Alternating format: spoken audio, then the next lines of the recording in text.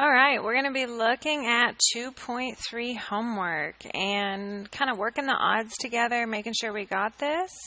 So without further ado, let's get it going. So when we're looking at a problem, one of the things that we're trying to decide is what operation is happening, because that's going to help us know which rule to apply. Okay, so if I look at question 1, the operation that's happening is multiplication. So I kind of know right off the bat that I'm probably going to be using the rule that says if I have b to the m times b to the n, right, where I multiply like bases, that I'm going to be keeping the base the same and adding the exponents together, okay? So just looking at this guy, and that's not really clear. Let's see if I can clear that up a little bit here. So coefficients are another thing. So I want to be careful not to apply exponent rules to the coefficients, because the coefficients are just like normal numbers. They just do exactly what we expect normal numbers to do. Okay? There, maybe that will work. That was kind of crazy what just happened. So if I'm thinking about just coefficients in this case, that would be my 2 and my 3. So I know I'm going to be multiplying those two together. And they are just going to multiply just like you would expect two coefficients to do, just like normal. Okay? And then I'm going to be looking for my like bases. So when I'm looking at multiplying 2 times a times b times 3 times b times c, the only two like bases I have in terms of variables are my b's. And remember, when I can't see the exponent, it is an invisible 1. Okay? So with the variable part of this, I'm going to just be bringing down a, because it doesn't have a like base. I'm going to be multiplying b to the first times b to the first, which means I'm just going to be adding the exponents 1 plus 1. And then c doesn't have a match, so it's just going to come down. Okay? And then I'm just going to multiply. 2 times 3 is 6. A is still just a. But I can do 1 plus 1 here and get b squared c. And then I just want to check to make sure that none of my exponents are negative, and they're not. I don't have any more like bases, so this is going to be my final answer. Okay? Now, in question 3, I have a different property I'm applying. So in question 1, I was just multiplying two monomials. In question 3, I'm actually squaring squaring a single monomial. So I'm going to actually work this two different ways. Okay, there are two ways that you could approach this problem. You could approach this problem just like question 1, right? So what does it mean to square something? It means to multiply it by itself. So I could just rewrite this problem as 2ab times 2ab. And then I could say, okay, well, I've got, here are my coefficients, so I can just multiply those. So those are going to come forward as 2 times 2. And this is a to the first, b to the first, a to the first, b to the first. So when I multiply my a's together, because those are my like bases, when I multiply my a's together, that would be a to the 1 plus 1, multiply like bases, add the exponents. And when I multiply my b's together, those are like bases, then I would have b to the 1 plus 1. Okay? And then when I simplify one more step, 2 times 2 is 4, 1 plus 1 is 2, 1 plus 1 is 2. So this would be my answer. So that's one way to work it, is using the same property that we used when we solved question 1. But actually, we could use a different property. So because it is an exponent, okay, I could think about a property where I can distribute, and if I've got a base raised to a power, and I raise that to a power, okay, I have a property that says I can actually just multiply those exponents n times m together. These are the two properties that we're going to be using for the most part throughout this entire thing, unless we have a negative exponent, okay? So what I would do in this problem is I would say, okay, there are three different things that I'm looking at. A 2, an A, and a B, right? And because I don't see any exponents, that means all of these have an exponent of 1. So I'm taking 2 to the first and raising it to the second power. So that is an exponent applied to an exponent, right?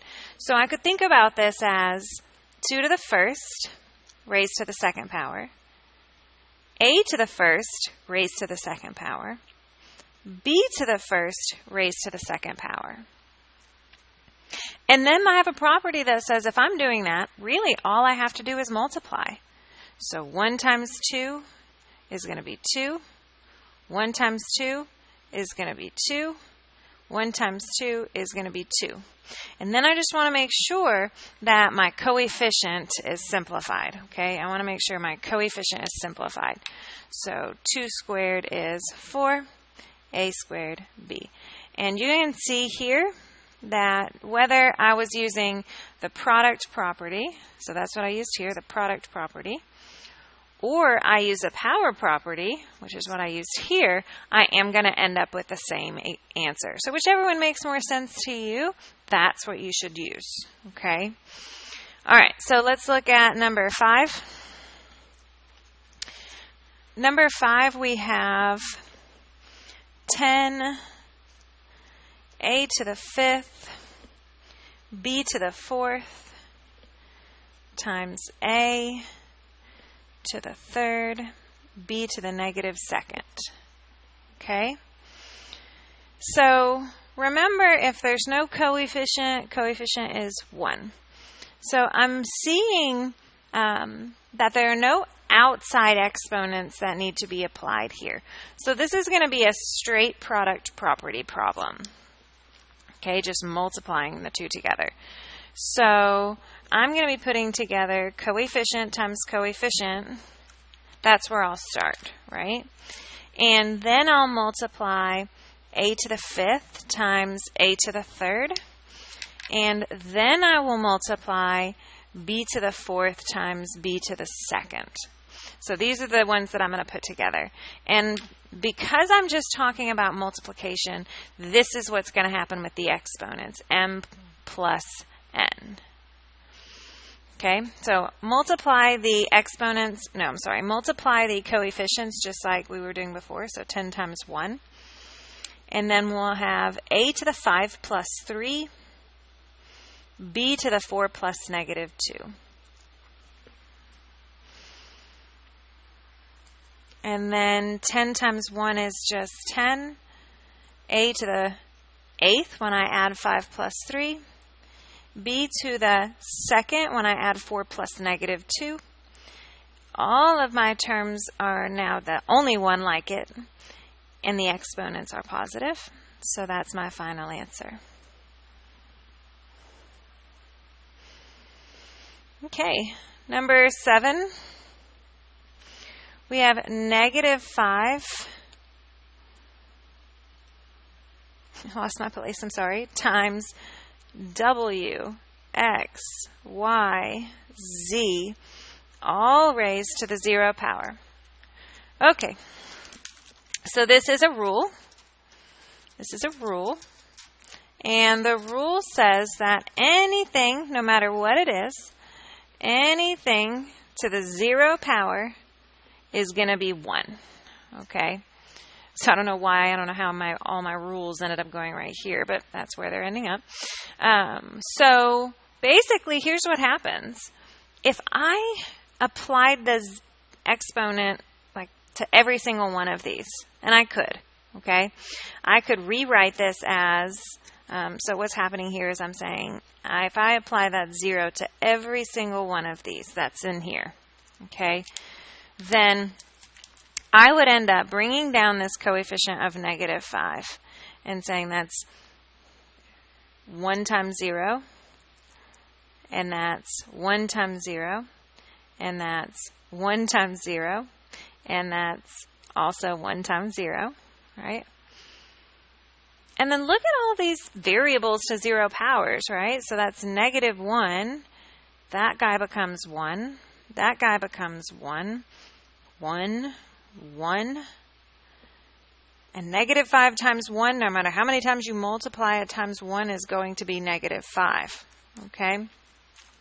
So what I really could have done from the very beginning is said anything, even if it's a whole bunch of stuff, like all this stuff, it's going to be 1, right? 1 times 1 times 1 times 1 is still just 1. So I could have just recognized it from the very beginning as being 1. Okay, so if you kind of lost me there, here's what I meant. All that stuff in orange, I could have just said it's 1 because it's all taken to the 0 power. I lost a negative there. And then I would still just get that -5 that way. All right, moving on to number 9. We have 3t to the -3rd s times 3t to the +3rd s, right? And there are no outside exponents happening here, so I'm not going to be applying the power property. I'm going to be applying just multiplication, which means I'm going to be adding my exponents together. Still, though, and I want to remember this, these coefficients, they're just going to be multiplied like normal, okay? So I'm going to be putting together my coefficients and my t's, and then also my s's. And remember, these s's, they look like they don't have exponents, but when you don't see an exponent, there's an invisible 1. Okay? So I can actually just do 3 times 3. Those are my coefficients getting multiplied together. And then my t's, remember, multiply like bases, add the exponents, keep the base, add the exponent, -3 plus 3. My s's come together, 1 plus 1. And then I can start simplifying here. 3 times 3 is 9. -3 plus 3 is 0. 1 plus 1 is 2. So I end up with 9t to the 0, s to the 2nd. But remember, anything to the 0 power is really just a 1. And 9 times 1 is just 9. So this is 9s to the 2nd. Okay?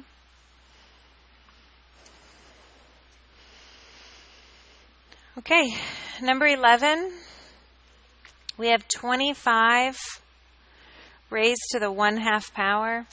And we actually need a rule here. I said we were going to use 2, but actually we're using a bunch. I lied. So I'm going to actually come back up to where all these rules were. And I'm going to add another one. This one says if I have a base taken to a 1/2 exponent, that's really the exact same thing as taking the square root of that base. Okay? So if I have a base taken to a 1/2 exponent, that's really the same thing as taking the square root of that base. So as soon as I see this, I'm actually just going to rewrite it. Okay? So I'm going to think about this as being this, right? Where I literally just said, nope, I don't like the 1/2 power. That confuses me. So I'm going to write it as a square root instead because that's the exact same thing. And then I can actually take the square root of 25 and get 5 as my final answer. All right, moving on to question 13. Question 13 says 3 times 9 to the 1/2 power So I do need to follow order of operations here, right? So order of operations, please excuse my dear Aunt Sally. I do any exponents before I multiply. So I really am going to have to deal with this 1/2 power before I multiply times this 3. Okay? And remember, I'm thinking as soon as I see a 1/2 power, I'm thinking, nope, I'd rather see that as a square root. Okay? The 3 goes on the outside of the square root because it's outside the parentheses. The 9 goes on the inside of the square root because it's inside the parentheses. Remember, that's just a multiplication sign between those two things. Then I can actually just take the square root of 9 and get 3, and then multiply 3 times 3, and my final answer is 9. Okay, 15 I put here as a tricky question, tricky question. It is x to the 4th raised to the 1/2 power. And I just spent the last 2 questions telling you that if you see it at 1/2 power, rewrite it as a square root every single time. Well, here's the caveat to that. I could rewrite this guy as the square root of x to the 4th. But you might not know what the square root of x to the 4th is.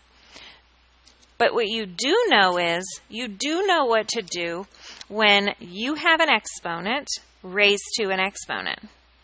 You have a property for that. And it is the property that you can apply here is that if I've got an exponent raised to an exponent, I can just multiply those together. So I can, in this problem, I can just say, all right, I can do that. That's x to the 4 times 1/2. And half of 4, by the way, guys, is just 2. So my answer here is x squared, which, by the way, tells you that if I want to take the square root of x to the 4th, my answer is going to be x squared, a little precursor for Algebra 2 next year. Okay? Okay, so one more problem, question 17, and I'm going to move on to a different, flip my page over here. And the problem is a little different.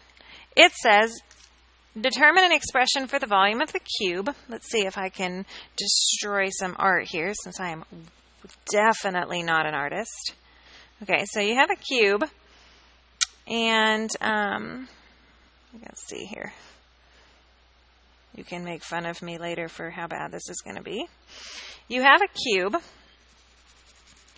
and I've told you on 17 that all 3 sides of the cube is actually 5x cubed. Okay?